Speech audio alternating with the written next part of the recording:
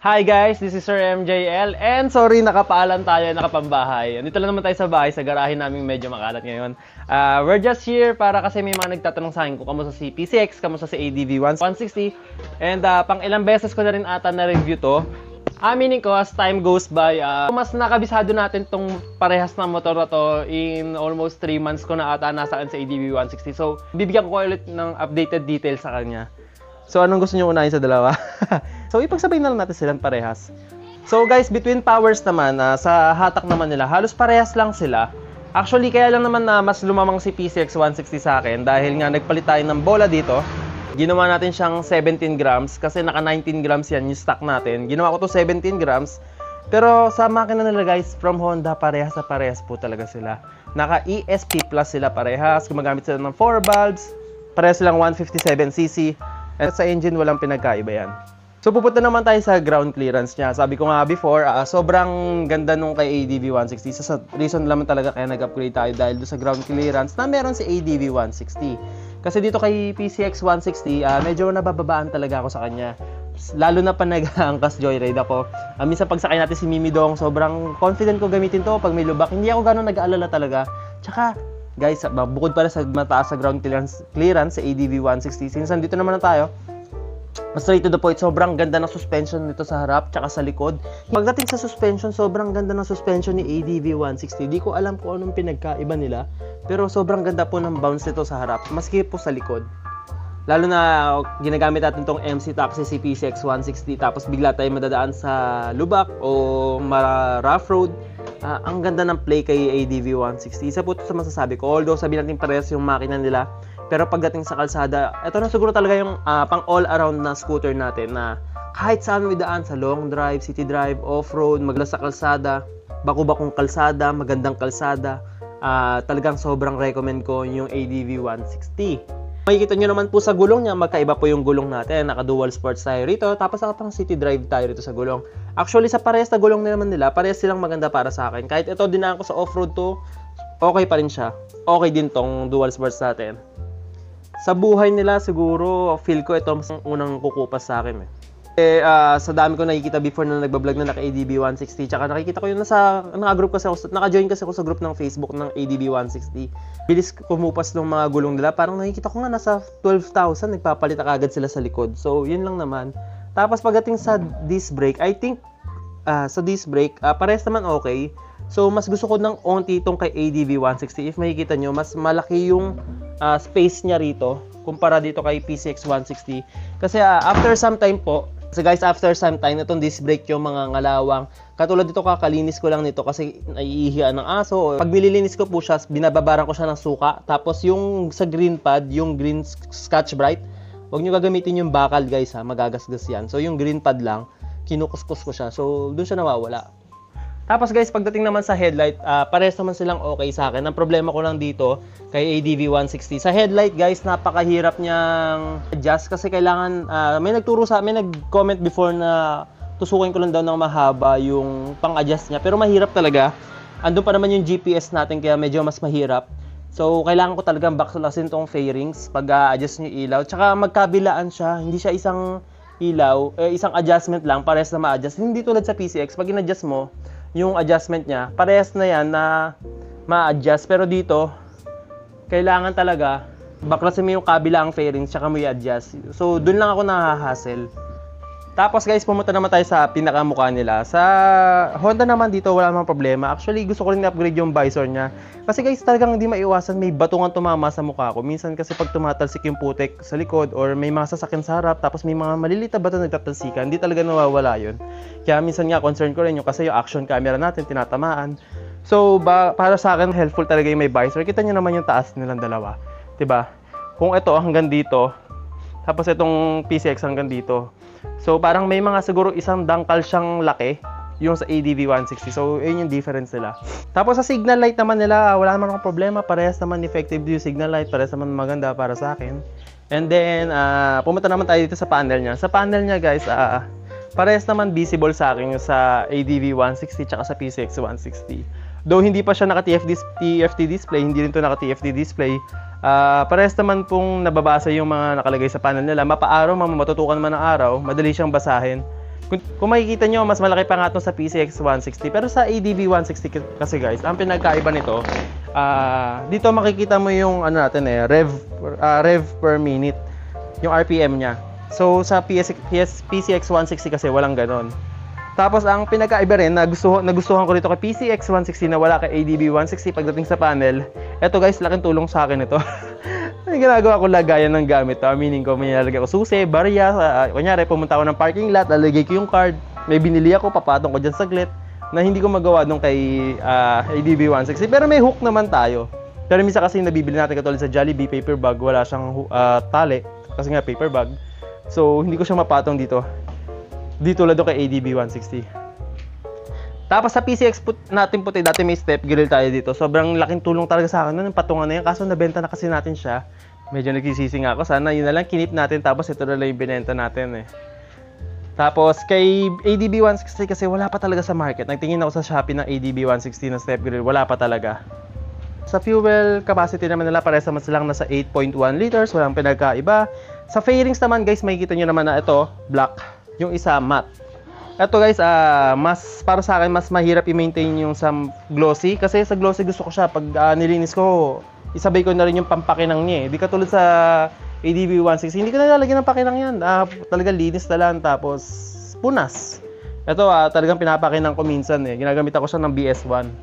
Marami nagsasabi pag puti dumihin, pag black hindi. Actually guys, dumihin din ng black. Ayan nakikita nyo, ewan ko kung nakikita sa camera pero namumuti-muti rin yan. Kita yung alikabok niyan. Visible yung mga alikabok niya. So, I think whether it's black or white, parehas madudumi yan. Katulad sa puti natin, ayun, madumi din siya.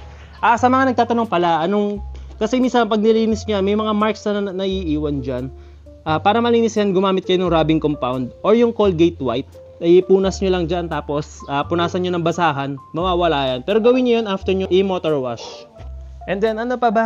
Sa handlebar natin, actually, parehas naman silang maganda yung handlebar nila para sa akin. Okay naman tong kay ADB 160. Ang pinagkaiba nila sa handlebar guys, mas manipis po itong nasa PCX 160 na nakabit na handlebar.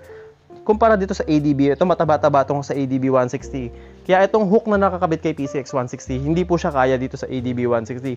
Kaya makikita nyo, bumili pa talaga ako sa Indonesia o Malaysia. In-order ko to sa Shopee. Sige, i-drop ko ulit yung link dito. Nasa previous vlog to eh. Pero da-drop ko na lang ulit yung link para sa mga naka-ADB 160 na gusto bumili nito.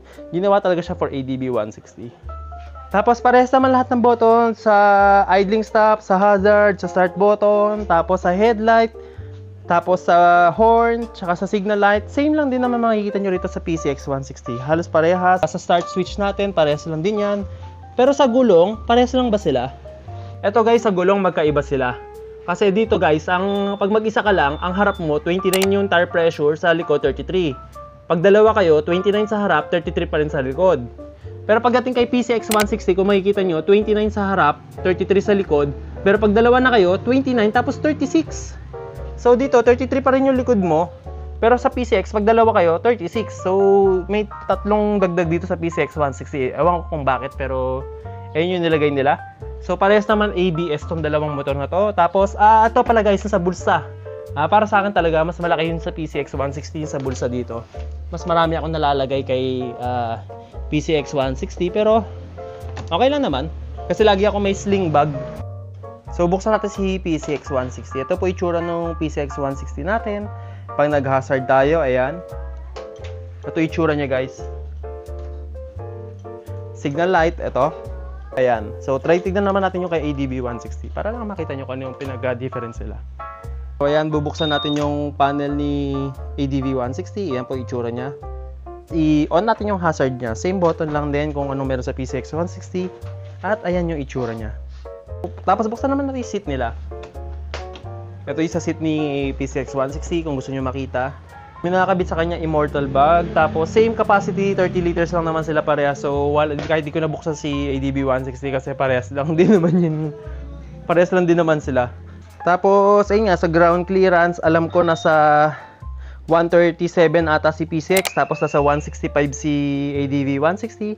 Tapos sa footboard, same din naman, na-stretchable. Tapos sa likod, ito guys.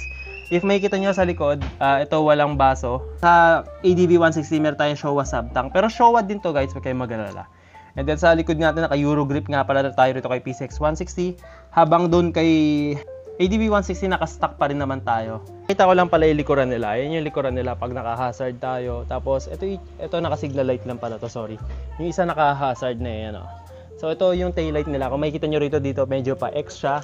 Tapos, ito sa PCX, maporma rin naman. Para siyang dalawang line na, ewan ko, para siya yung sa Tron. So, parehas naman futuristic look yung mga design nila sa likod. And then, ito nga, mas makikita nyo naman na mas spacious din dito. Actually, mas nadadalian din ako maglinis dito sa ADV 160. Kasi kung makikita nyo, medyo mas maliit to. Pero ang cons lang dito, feel ko mas makalat siya, mas matalsik siya. Pero may nabibilan na mas mahaba na fender sa likod. Pero sa akin naman, manageable naman. Okay naman, kahit di ko nabilan. Ang gamit pala nating bracket dito, K3. At ang gamit natin kay PCX 160 ay yung SEC pa rin. So guys, ito opinion sa akin ni OBR to, hindi ko opinion to. Sa dalawang motor na to, mas nakakagalaw daw si OBR dito kay ADV 160. Pag nakaupo siya rito, mas relax siya kasi mas nagagalaw niya yung legs. May leg room siya, mas nakakagalaw yung legs niya. Unlike kay PCX 160 na minsan binababa niya yung paa niya kasi nangangalay siya. Before hindi niya naramdaman yun, pero nung nag-try na rin siya ng ADV 160 tapos naglo-long ride kami, natatry niya na yung kakaibang motor, nakikita niya yung pinagkaiba. Tulad nga ng sinabi ko before na pagka ako, lagi kong ginagamit, minsan magkakaiba sila, pinagpapalit-palit ko sila. Tapos doon ko na-experience, may pagkakaiba pa pala sila na hindi ko nasasabi before sa vlog ko. Kasi ngayon ko na na-experience kasi syempre before, hinihiram ko lang naman yung ADV 160. Pero nung naging owner niya na ako na parang mas madalas ko na siyang ginagamit, city riding, tapos long ride. Tapos parehas sila, pinagpapalitan ko. Bigla ako naninibago at one point. Kaya gusto ko talaga din i-share to. Since may mga nag-comment ka, sabi ko, gawa ko na nga ng content. So yun na naman, para sa akin, parehas sila sa comfort. Sa comfort guys as a driver. Sa PCX 160, actually, relax din ako kasi sobrang nasanay na rin ako kay PCX 160. And then, kay ADV 160 talaga, totoo talagang pag naka-drive ako, mas aggressive yung pagdadrive ko rito kasi mas nabubuhay ako dito kay ADV 160 kasi sobrang naka-stretch talaga yung kamay ko tsaka mas mataas. Unlike kay PCX 160 na relax lang ako na medyo naka-bend pa yung kamay ko pa nag-drive ako. Tsaka medyo mas malapit ako sa bandang harapan niya. So para sa mas sila sa akin para sa comfort, mas lamang lang ng onti talaga si PCX 160 pero para sa lang yung masarap i-drive sa long drive tsaka sa city riding. Sa singit-singitan guys, sobrang panalo panigit tong parehas ito. Sa lapad naman nila, halos parehas lang sa akin. Medyo mas malapad lang ng onti si ADV 160 ng onti lang naman. Pero nakabisado ko na siya kaya along the way nakakasingit na ako sa kanya eh. So sa langis pala guys pag nag-change oil kayo, dito kay ADV 160, 750 ml lang. Tapos kay PCX 160, naka tayo, 800 ml. So dito para maka-save kayo ng langis, kailangan nyo lang ng 3 langis para makabuo ulit kayo ng 750 ml. Samantalang dito naman kay PCX 160, kailangan nyo ng 800 ml. Kailangan nyo makabuo ng 4 na langis para makabuo kayo ng 800 ml.